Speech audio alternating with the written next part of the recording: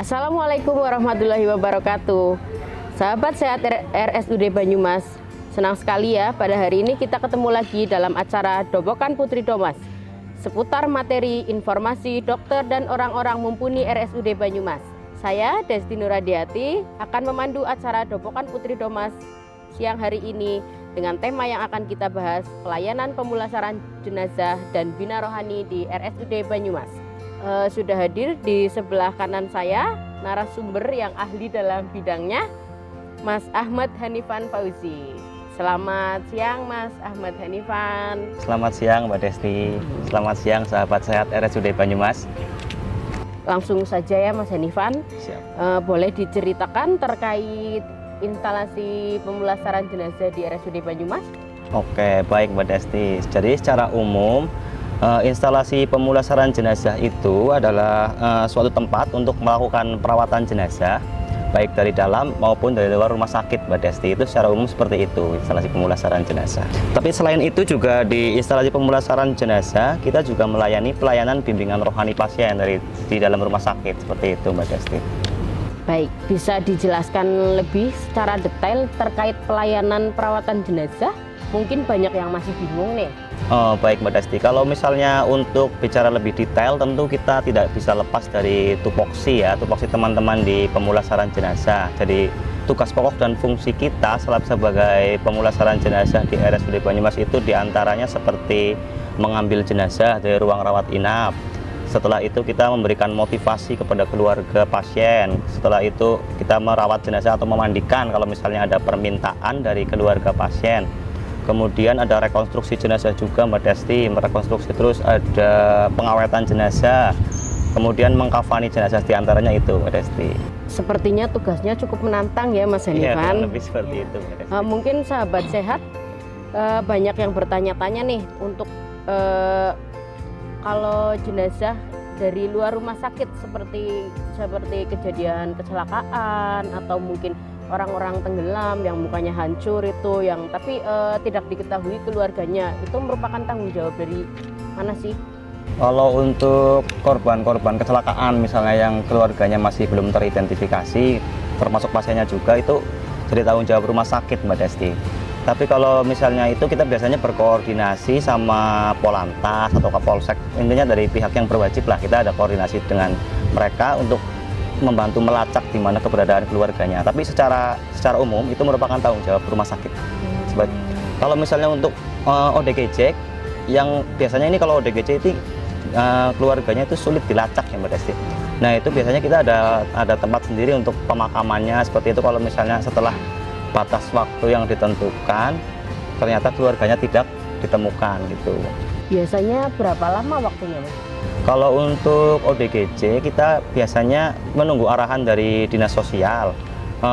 Yang berjalan selama ini sih kurang lebih sekitar 3 harian Mbak Desti. Setelah itu kita akan kalau misalnya ada lampu hijau dari dinas sosial untuk dimakamkan, kita makamkan di pemakaman rumah sakit di pemakaman umum Kedung Gede. Jadi rumah sakit punya tanah sendiri di sana untuk pemakaman ODGJ seperti itu. Berarti kalau ODGJ kita dari rumah sakit menjadi tanggung jawab dari dinas sosial. Iya, seperti itu Mbak Desti.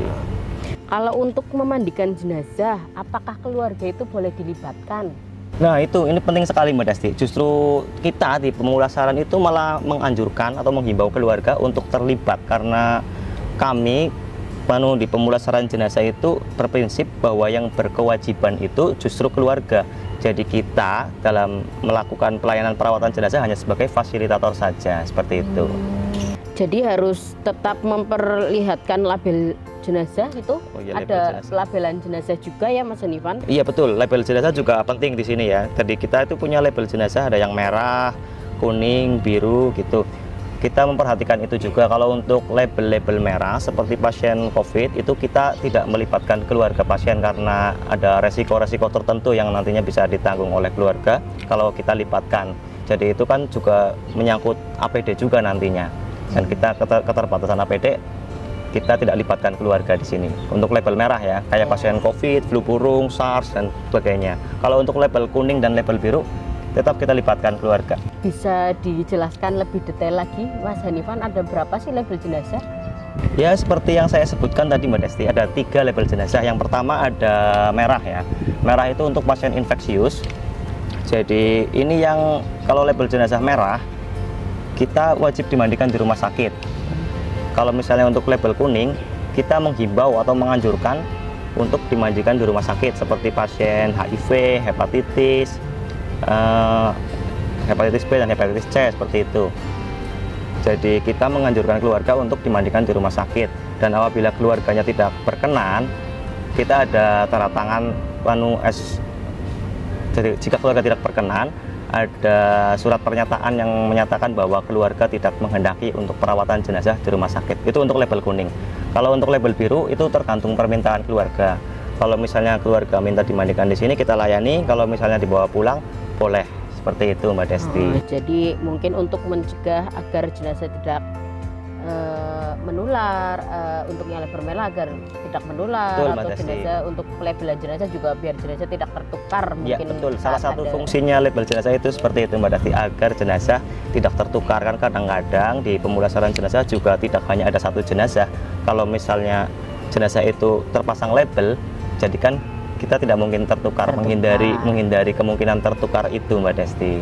Baik, saya rasa cukup ya kita mengobrol tentang perawatan jenazah. Kita dari namanya ini IPJFK sekarang ya. Betul Mbak Desti, IPJFK. Ada kerohanian juga. Nah, kalau sekarang tentang pelayanan bimbingan rohani, apakah itu sudah berjalan?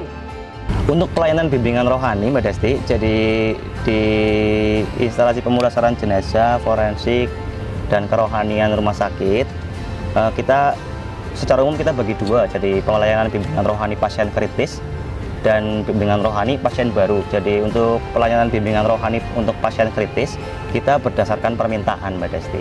Jadi dari ruangan rawat inap, apabila ada keluarga yang menghendaki untuk diberikan pelayanan bimbingan rohani, kita siap selama dari ruangan mengisi formulir permintaan bimbingan rohani. Nanti dari petugas bimbingan rohaninya akan mendatangi ruangan untuk melakukan bimbingan rohani. Itu satu terkait pelayanan bimbingan rohani pasien kritis. Untuk yang kedua, pelayanan bimbingan rohani pasien baru. Jadi ini mandat dari Ibu Direktur langsung Mbak Desti. Jadi beliau menghendaki agar setiap pasien baru yang masuk di Rumah Sakit Umum Daerah Banyumas kita sapa dengan pelayanan bimbingan rohani, khususnya untuk pasien yang beragama Islam. Jadi ini berjalan belum lama sih Mbak Desti, jadi baru kurang lebih 1 minggu inilah. Jadi sekarang kita ada tim yang bertugas di setiap ruangan dari masing-masing. Nanti ada yang ke ruangan misalnya nih ke Dahlia, ke Edelweiss, ke Gardena. Jadi nanti tim-tim ini akan menyapa setiap pasien baru. Jadi harapannya nanti setiap pasien yang ada di Rumah Sakit Umum Daerah Banyumas bisa terpapar bimbingan rohani. Karena yaitu kita tidak hanya fokus untuk melayani dari kesehatan pasien saja. Jadi kita rohaninya juga kita sentuh untuk menunjukkan bahwa RSUD Banyumas itu peduli terhadap pasiennya. Seperti itu Mbak Desti. Berarti untuk yang pasien permintaan itu nanti bisa langsung menghubungi ke petugas bina rohani atau ada alur-alurnya? Untuk alurnya cukup sederhana Mbak Desti. Jadi dari ruangan cukup mengisi formulir permintaan pertama itu, terus menghubungi pemulasaran jenazah di line phone 162. Jadi nanti akan ditindaklanjuti oleh petugas pemulasaran. Seperti itu Mbak Desti. Cukup seperti itu aja. Kalau itu bisa berjalan pasti sangat bagus ya. Betul Mbak Desti, itu sangat bagus sekali. Wah, sudah nggak terasa ya Mas Hanifan, sudah lumayan lama kita mengobrol terkait instalasi pemulasaran jenazah. Ini ilmu yang lumayan mahal ya, karena jarang sekali ada di internet yang membahas masalah ini. Terima kasih Mas Hanifan atas waktunya, sehat terus. Siap, sukses selalu, salam buat teman-teman di instalasi pemulasaran jenazah. Siap, Mas Hanifan. Terima kasih kepada sahabat sehat RSUD Banyumas dimanapun Anda berada yang telah mengikuti Dopokan Putri Domas kali ini. Kami dari instalasi pelayanan pemulasaran jenazah dan bimbingan rohani, mari selalu ikuti acara ini di lain waktu dengan narasumber berbeda, materi yang berbeda juga. Jika sahabat sehat RSUD Banyumas ingin memberikan usulan mengenai tema, judul, isi materi, dan informasi Dopokan Putri Domas di acara yang akan datang, silahkan tulis di kolom chat. Dan jangan lupa like, share, dan subscribe. Terima kasih. Wassalamualaikum warahmatullahi wabarakatuh. Waalaikumsalam warahmatullahi wabarakatuh.